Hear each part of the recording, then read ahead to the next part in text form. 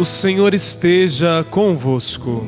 Ele está no meio de nós. Proclamação do Evangelho de Jesus Cristo, segundo Lucas. Glória a vós, Senhor. Naquele tempo, Jesus estava expulsando um demônio que era mudo. Quando o demônio saiu, o mudo começou a falar, e as multidões ficaram admiradas. Mas alguns disseram: é por Beelzebu, o príncipe dos demônios, que ele expulsa os demônios. Outros, para tentar Jesus, pediram-lhe um sinal do céu. Mas, conhecendo seus pensamentos, Jesus disse-lhes: todo reino dividido contra si mesmo será destruído, e cairá uma casa por cima da outra. Ora, se até Satanás está dividido contra si mesmo, como poderá sobreviver o seu reino? Vós dizeis que é por Beelzebu que eu expulso os demônios. Se é por meio de Beelzebu que eu expulso os demônios, vossos filhos os expulsam por meio de quem? Por isso, eles mesmos serão vossos juízes. Mas se é pelo dedo de Deus que eu expulso os demônios, então chegou para vós o reino de Deus. Quando um homem forte e bem armado guarda a própria casa, seus bens estão seguros. Mas quando chega um homem mais forte do que ele, vence-o, arranca-lhe a armadura na qual ele confiava e reparte o que roubou. Quem não está comigo, está contra mim, e quem não recolhe comigo, dispersa. Palavra da salvação. Glória a vós.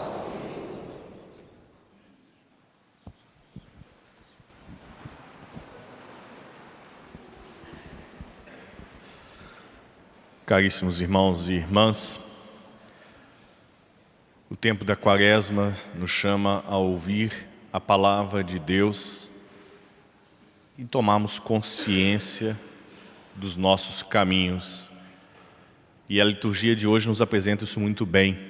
Na primeira leitura, quando fala: se fizerdes tudo o que eu vos falei, sereis felizes, porque eu vou mostrar o caminho. Não é palavra dos homens, é palavra de Deus. Se fizerdes tudo o que eu vos disser, sereis felizes. Mas, se não ouvirmos a Deus e não fizermos o que Ele fala, nós desviaremos do caminho do Senhor. E o que a liturgia nos mostra: muitos não quiseram ouvir, vão resistir, não vão tomar consciência e, portanto, não encontrarão a felicidade. Caros irmãos, não existe outra forma de alcançar a felicidade, de aproximar-se dela plenamente, se não for por meio de Deus. Os homens não são capazes de nos oferecer a felicidade e a paz que só Deus pode oferecer. E este é o equívoco e o engano de muitos na sociedade, de achar que nós podemos produzir a nossa própria felicidade. É tão comum a gente encontrar, às vezes, pessoas que socialmente, profissionalmente, estão super bem, têm uma situação financeira boa, estável, têm uma boa carreira, não tem grandes conflitos familiares, mas a pessoa sente uma angústia interior, um vazio existencial que ela não consegue explicar. E ela também não consegue entender: o que me falta para ser feliz? O que me falta para ser uma pessoa feliz? Falta, às vezes, ouvir a palavra de Deus. E muitos entendem que a palavra de Deus é só correção, exortação, é ficar chamando atenção, é apontar o pecado. Deus não fala só dessas coisas. Deus mostra o caminho para a felicidade, e no caminho para a felicidade existe a harmonia, o bom senso, a sabedoria, a paz interior. E nós temos a responsabilidade e temos a liberdade de tomar esta decisão. Ou ouvimos o Senhor e vamos encontrar a felicidade, ou não ouvimos o Senhor e vamos passar a vida lutando, resistindo e continuar buscando esta tal felicidade. E esta felicidade, a escuta de Deus, ela tem uma dificuldade. Primeiro, é necessário colocar-se de todo o coração diante de Deus, despojado. Por isso, quando nós nos colocamos diante do Senhor, nós nunca nos colocamos numa situação perfeita. Ah, eu sou isso, eu sou aquilo. Não como o publicano que coloca-se diante de Deus. Oh, eu pago o meu dízimo. Não. Mas de forma humilde de saber, Senhor, eu luto, eu tento ser aquilo que o Senhor deseja, mas ainda existem fraquezas na minha vida que não me permitem ser tudo o que o Senhor espera que eu seja. Mas eu luto para alcançar isso. Por isso então tem uma escolha. E é o que o Evangelho de hoje vai nos apresentar muito claramente. Eu posso não ouvir a Deus por vontade própria, e aí não é tentação do inimigo, não é ação do diabo, como muitos colocam, que tudo é o diabo que faz. Se eu tenho consciência de algo não é bom, que faz mal, que prejudica a minha vida, que me traz insegurança, que me traz falta de paz interior, que me traz angústia, e eu insisto em manter, é escolha minha, é opção minha, não é imposição de ninguém. Ninguém me impõe a continuar, porque se eu tenho consciência de que aquilo é um mal e permaneço, não é ação do diabo, mas é vontade pessoal. E aí fica muito cômodo você se esconder, né? Ah, nós somos vítimas do inimigo, ele nos domina, ele nos faz sofrer. Alto lá, nem sempre é assim, porque pode ser escolha minha. Porque o ato da tentação, ela é do inimigo, mas a partir do momento que eu tomo consciência de que há algo errado e permaneço nela, já deixa de ser o inimigo, é um ato meu. Eu tenho consciência do meu erro e permaneço, então eu estou negando ouvir a Deus. Como também a segunda parte é verdadeira também. Eu posso ser dispersado pelo inimigo, e é isso que o Evangelho mostra. Jesus está praticando o bem, Jesus está fazendo bem, e aí eles vão acusá-lo. Ah, ele faz isso em nome do Beelzebú, do príncipe das trevas. E aí sim, o inimigo ele pode também nos impedir de ouvir a Deus, quando ele coloca na nossa vida sentimentos como esse, de intriga, divisão, fofoca, mentira. Porque ele que planta essas coisas, ele usa das nossas fraquezas para tirar Deus da nossa presença. Porque aonde há o pecado, Deus não pode habitar. E para piorar, aonde existe o pecado e o consentimento, Deus se afasta. Ele fica de longe olhando, porque é como se eu dissesse, ó, eu até creio no Senhor, mas eu quero tomar as minhas decisões de ficar por minha conta. Então, não se meta nisso. Por isso que Jesus vai falar assim, um reino dividido é um reino fraco. Porque se eu falo em nome dele, eu não posso falar contra ele.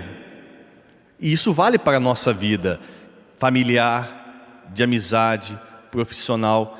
Não é porque o meu irmão, o meu pai, a minha mãe, o meu filho, a minha filha, o meu genro, a minha nora cometeu um ato falho, que eu agora vou destruí-lo. Vou criar intriga, fofocas, divisões. Não é esse o caminho do Senhor. O caminho do Senhor é qual? Achar as soluções de forma pacífica, harmoniosa, de poder sentar-se à mesa e conversar de forma madura, de poder corrigir o outro e também saber ouvir as correções. Esses são os caminhos que o Senhor mostra para alcançarmos a felicidade. Mas o inimigo muitas vezes vem plantando a sementinha da discórdia dele. Por isso que às vezes é tão triste e a gente fica tão frustrado, decepcionado com isso, que pequenos probleminhas viram tempestades. E depois bate um arrependimento, porque você fala, nossa, eu precisava ter tornado toda essa situação, tudo isso, mas aí sim é ação do inimigo, por isso que ele é diabólico, né? Diabolo, provoca divisão, separação, desunião, ele divide, ele coloca uns contra os outros, ele nos faz aumentar as coisas, ele nos faz ter prazer em ver a desgraça alheia. Não é essa a atitude de Jesus Cristo, não é esses os caminhos de Jesus Cristo. Jesus Cristo sabia dos pecados de todos, ele era Deus, e nem por isso Jesus Cristo ficou apontando os pecados. Qual que era a atitude de Cristo? O acolhimento, para dar oportunidade de conversão, e é isso que ele faz conosco no tempo da Quaresma. Deus estende a mão para nos dar uma oportunidade de nos acolher e nos dar a chance de uma mudança de vida. Por isso, da mesma forma com que Jesus age conosco, deve ser a forma como nós devemos agir com os outros. Esse é o sentido da vida cristã, ser um novo Cristo, agir como um Cristo, ser espelho, luz de Cristo no mundo.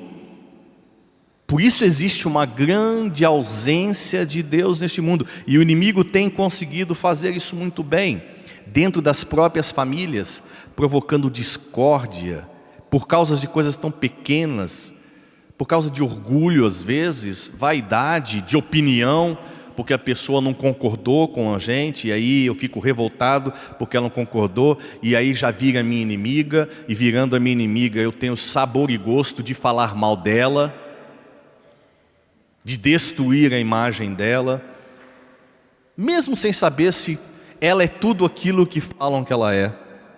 É assim que o inimigo é. Foi isso que ele fez com Jesus. Na verdade, o que o evangelho a gente viu foi um exemplo típico da fofoca. Alguém chegou assim, ele faz em nome do Beelzebu, hein? Isso não é de Deus não. E aí todo mundo fez o quê? É verdade, então ele está falando o nome do Beelzebu, que já provocou desconfiança, discórdia. É que Jesus Cristo era muito sábio, né? É o que nos falta muitas vezes. Quando as pessoas fazem essas injustiças conosco, a gente já fica irado, nervoso, com o espírito de vingança. Jesus age com sabedoria. E o que ele fala para eles? Bom, se eu faço em nome dele, então o reino dele é muito fraco. Porque como é que pode um súdito dele, um subordinado dele, falar contra ele, fazer algo diferente do que ele faz? E aí ele fala, um reino dividido é um reino fraco. Aí quando a gente é dócil, a gente para pensar, tem razão no que a pessoa está falando. Cristo falou uma verdade. Por isso que a importância da prudência, da perseverança, da paciência, saber ouvir, rezar, para deixar Deus clarear no coração, nunca agir por impulso, nunca agir inconsequentemente para não se machucar e não machucar os outros. Como a gente vive numa sociedade muito instantânea, né? Até a comida é instantânea, rapidinho você vai lá, coloca no forno e ela está prontinha, não tem mais às vezes aquele, vou cozinhar, vou ficar aqui preparando, sentindo o sabor. Não, vai lá, põe no forno, esquenta e come. Assim a gente tem sido um pouco na vida também. Nós somos muito rápidos para fazer as coisas. Essa é a dificuldade de muita gente na relação com Deus. Deus, ele é o próprio tempo. E aí a palavra dizer, há um tempo para chorar, um tempo para sorrir, um tempo para trabalhar, um tempo para descansar. Nós precisamos aprender a trabalhar com o tempo e não tornar-nos escravos do tempo. Não, eu preciso de uma decisão rápida, eu preciso de uma resposta rápida, porque eu tenho necessidades rápidas. Deus não trabalha rápido porque Ele é Senhor da eternidade. E nós somos filhos daquele que é o Senhor da eternidade. Por que ter pressa para as coisas? Por que ter pressa para fazer, para realizar, para ter a resposta? Aprender a confiar na mão de Deus, não cair nas armadilhas do inimigo, não permitir que ele entre nas nossas vidas, porque se nós queremos ser felizes, é a Deus que nós temos que seguir. Por isso São Judas foi um homem feliz, mesmo morrendo como mártir, foi um homem feliz, porque o martírio não tirou dele a paz, não tirou a alegria e nem a certeza da salvação. Quaresma é isso, é preparar o coração para enxergar aquilo que a gente ainda não vê. eu não vejo a salvação ainda, mas eu tenho esperança e por isso eu luto por ela. E isso deve ser o nosso princípio básico de vida: esperar e lutar pela nossa salvação, que vem de Cristo e não dos homens. Louvado seja nosso Senhor Jesus Cristo.